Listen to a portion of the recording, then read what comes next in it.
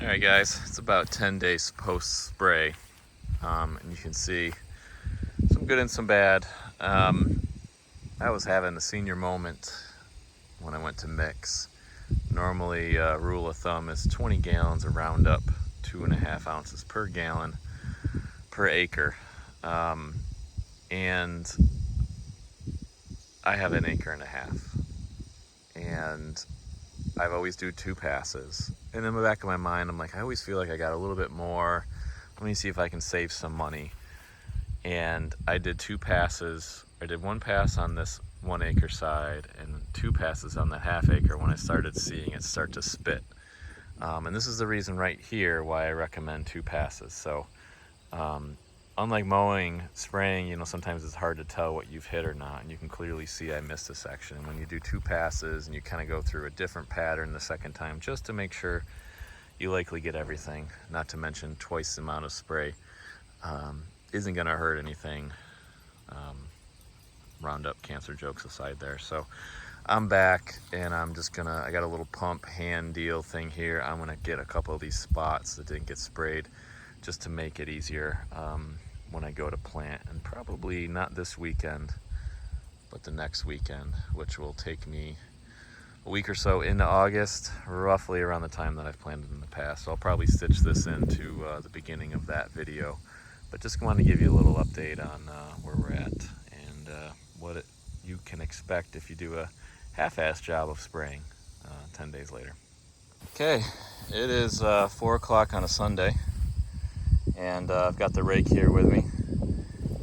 This is the first time I put this together. You do not need a 60-inch bar.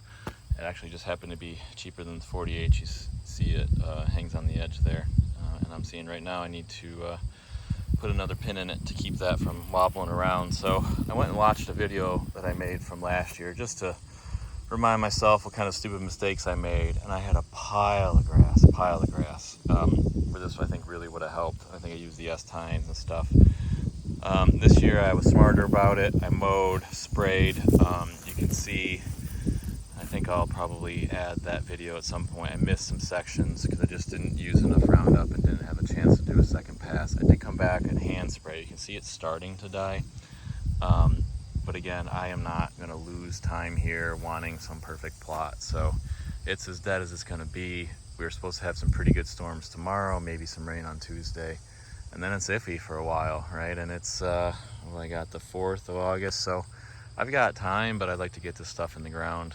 Next couple weekends get real busy with the kids and football and stuff, so I'm going to rake this. We'll see how it goes. I'm glad I brought some other pins. It's not meant to dig up soil. It's just maybe supposed to, maybe we'll get some, what is that? Might be poop right there. We're going to get some dead grass and thatch, make it easier to disc and get just fresh dirt up, and also maybe some rocks and stuff. So we'll see, and I'll come back to this. So that you can see the color difference there where I made passes. I can't tell you it's revolutionary, or if it's worth the time or the money. I already have the rake, so yeah, not bad. It's getting up some thatch, stirring some of that top layer off. It's probably going to happen anyhow. The idea is to get the stuff off the plot. I definitely am going to say not a critical step, but I'm definitely not hurting anything either. Okay, so this is the step that puts the most on the tools. You can see the black bore cultivator going into year 3, still holding up pretty good, no issues.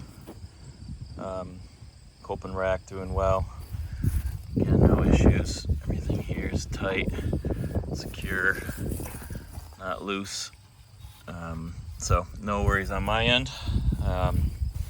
This beats it up pretty good, this disking process. It's also the piece that's the most critical. So right now it's actually fully up and they're still touching a little bit, so I'm going to be able to put some pretty good downforce.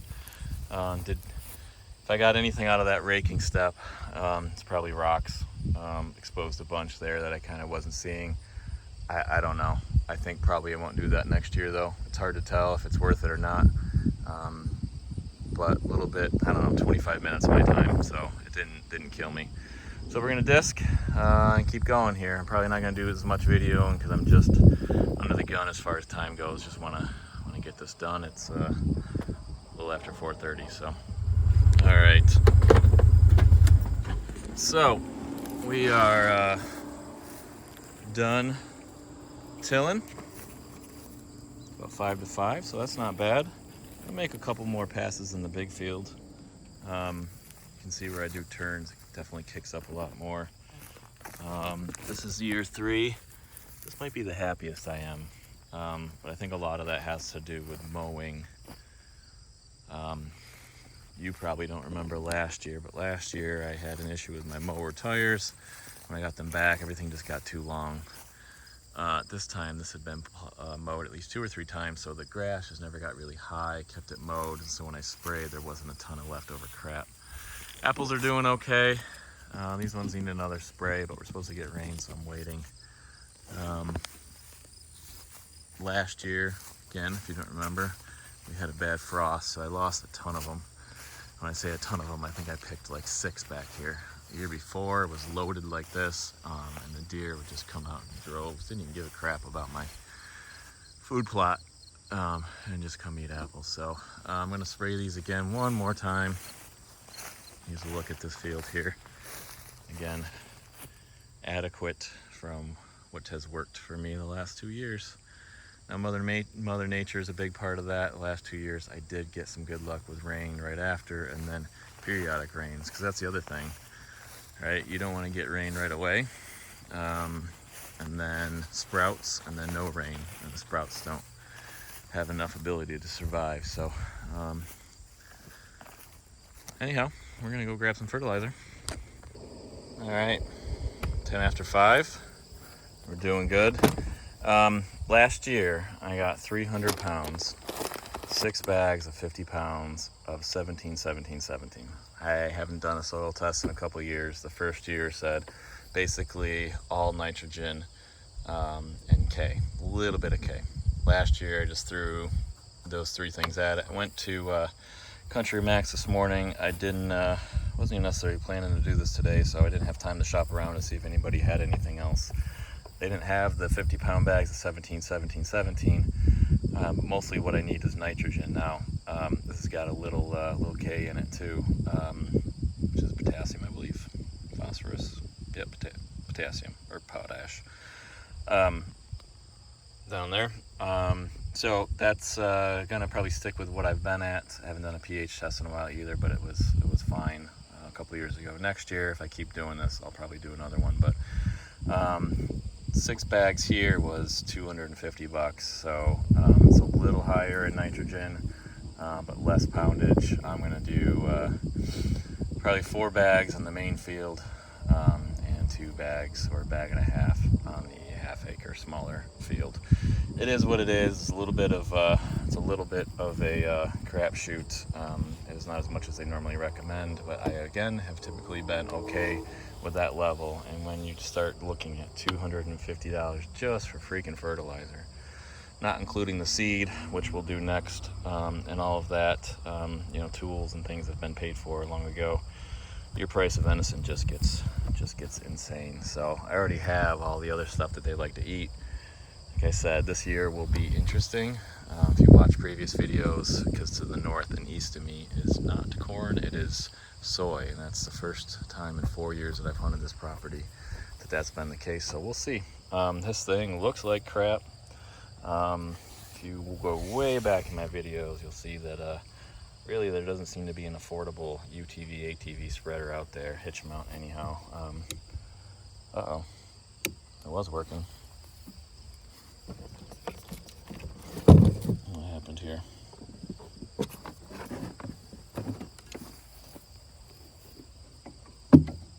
Ooh, that was a close call, huh? A little loose connection there. So she's still spinning. She's gross though. So anyhow, we're gonna get going. Okay, process check. It's almost 5:45. We are fertilized. I got this thing back on to do some light disking of the fertilizer in, as is recommended. This thing is just the biggest pain in the ass. There's nothing wrong with it. It's just heavy. of all the stuff, and you can't just swap the hitch.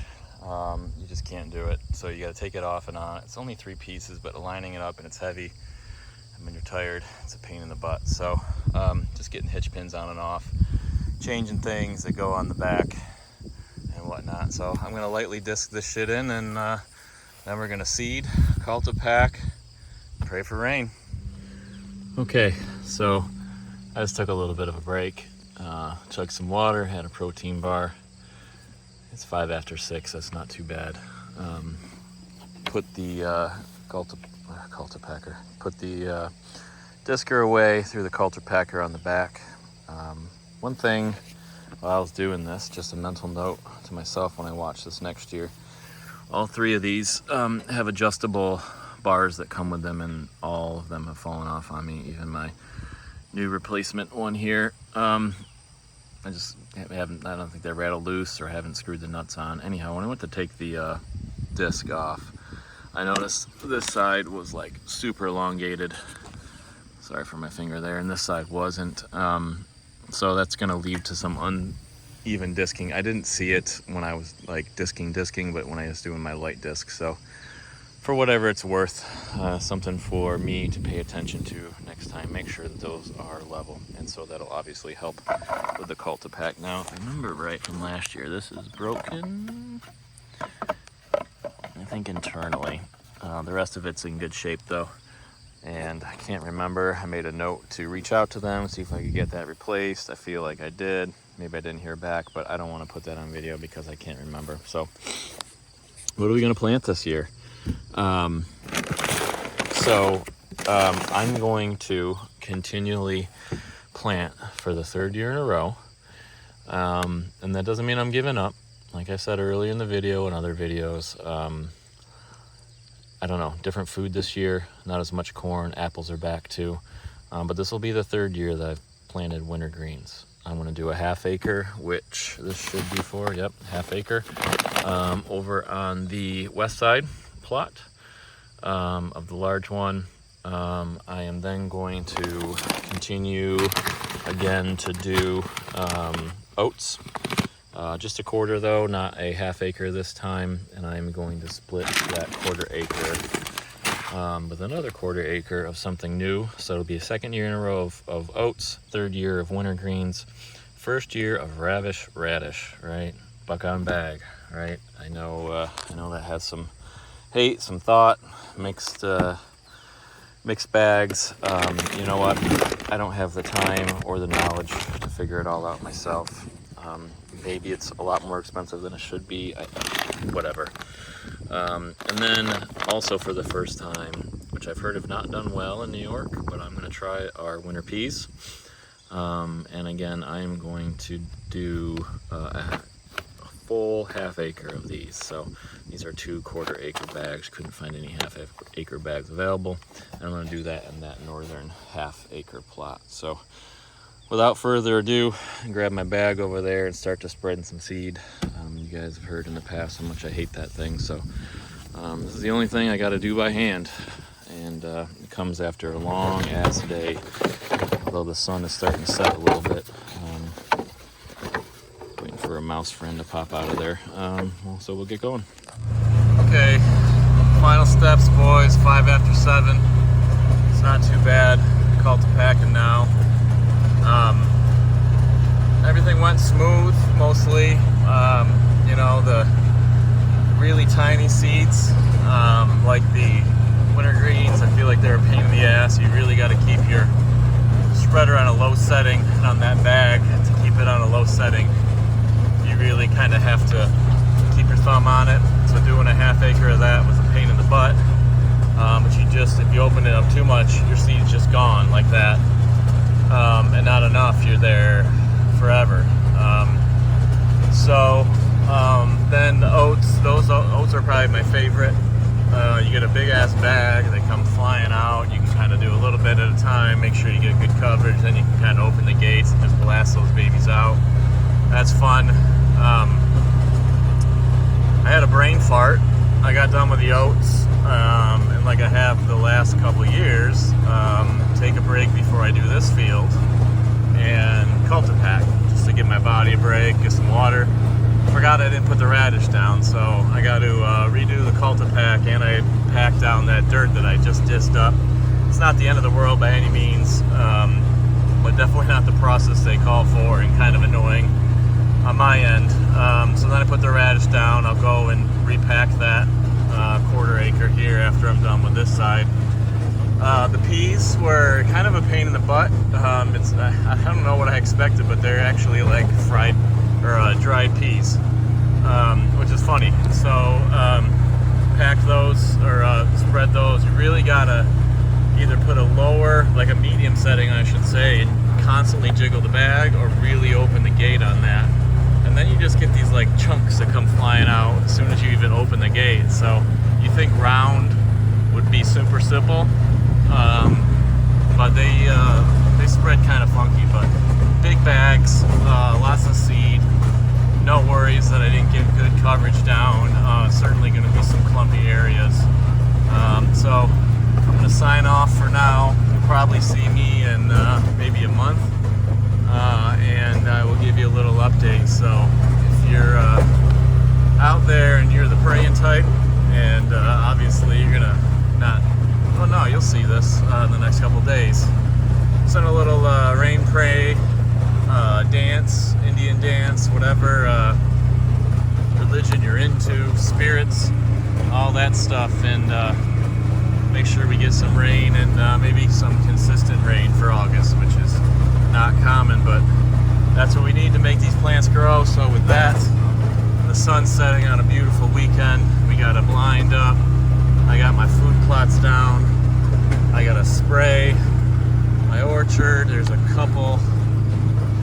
There's one stand I want to put in that I'm hemming and hawing about. We'll see if I get that done. And then obviously all the trimming. I'd like to get it done before like the second week of September, Labor Day weekend at the latest. That gives it a good 3 weeks before the beginning of bow season to kind of calm down. Even though I'm not too big of a hunter for early season. So yeah, that's the agenda, and good night. Good luck for you all out there planting your plots this year. However you do it, whatever it looks like, good luck. I'm rooting for you.